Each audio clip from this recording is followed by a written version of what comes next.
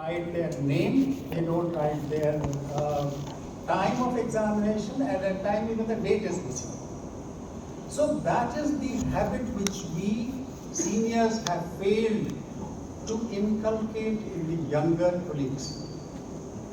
So when you start your round, start with not visual examination, be thorough, don't take cursory rounds, because if you do that, you will fulfill the requirement of writing a case sheet, but nothing beyond that. But that is not what you are there for. Because if you do that, then the question of safety in the ICU comes in. And this is one of the studies in which they said that there were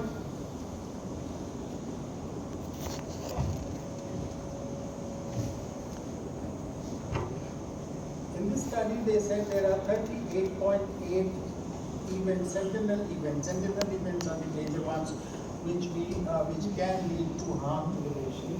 And all of this, let anybody in the house say that they have not seen this happening in the ICU. But at the end of it, what do? We ignore. We plead ignorance. No, it doesn't happen in my ICU. I've never seen it. And even if I say it, so what? Patient didn't die. But is that safety? If you are not bothered about these, and if you are not particular about documentation, these things will keep happening day in and day out in the ICUs. And the patients, when they die, everybody says, no, it doesn't happen. So part of the mortality comes and morbidity comes from these safety concerns. And in the NABS, we have one full chapter on the safety of the patient. And that you may not be aware, but the hospital administrators receive a lot of flack because they have not bothered about keeping the safety. And if this is what would happen to an aviation industry, the list of events that I narrated before, if that were to happen to an industry like aviation, every day there will be a plane crash. But that doesn't happen, and there was one accident every 9.9 lakh flights. So that is the safety record. Can we have that safety record in the ICU? We can. Not to this extent, but we can bring down the safety, the concerns to a lot of degree if we start taking these rounds and RUTs very, very responsibly. Patient is prime. That's the reason why we are in the ICU, and that is what we want you to follow. What happened in the time of COVID? This phone was the life of patients, or the connect between the patient and the relatives. Don't cut that. Don't make communication a monologue. We all understand that medicine is a very esoteric kind of discipline, howsoever incomplete it may be. But for a patient, we always talk to the person or to the relative as if we know everything. And if he doesn't understand, the problem lies with him or her. Don't let that happen. Communication is something where you make partnerships. If you make partnerships, life will become easy for you as well as for the patient. Learn the art of communication. Communication is one of the domains in your curriculum. Realizing it very well that times are gone when we used to dictate, when we used to behave high-handedness. Now is the time when you come down to ground and you talk to the patient as a partner. We all know good clinical practices that we should follow. If we do that, then we will be able to bring down a lot of ills that are happening. So, for example, let us start with sepsis. It's a time bound. But what happens when it comes to writing the antibiotics? Left, right, and center, whether the patient has infection, doesn't have infection, presuming that he may have infection, give one antibiotic, give two antibiotics, give three antibiotics. So stewardship is totally missing. Diagnostic stewardship. Who bothers to send about cultures and all? Maybe in tertiary care hospitals, yes, but in the smaller hospitals, who sends a culture? Patient gets a fever, he gets antibiotic. Which antibiotic, God only knows. Try one. If it doesn't work, try the other one. If it doesn't work, give two together.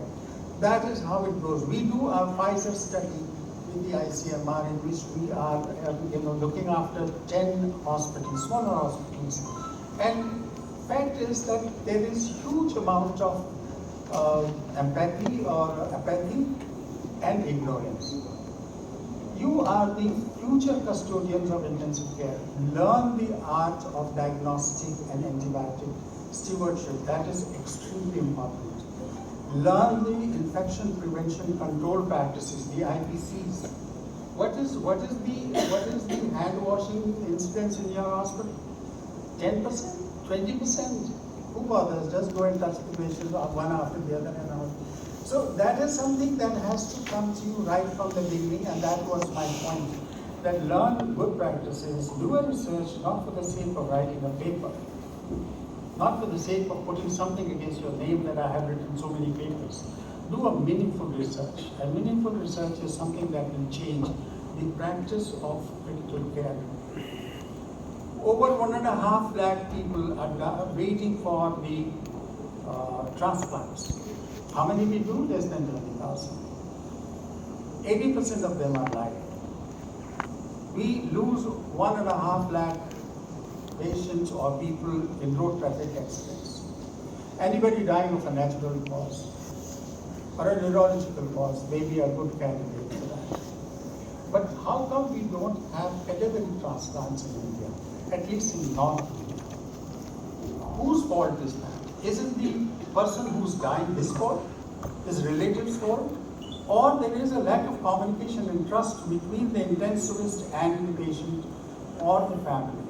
Learn the art of convincing people to come forward and donate, because this is one thing where we, I think, owe our social responsibility, our societal responsibility to people around us. And remember, in India, we owe a lot to the society, because society is who's put us where we are. Medical education is highly, highly subsidized, all because people contribute for that. So don't forget that we owe a lot to the society. Future of intensive care. We have senior people sitting here.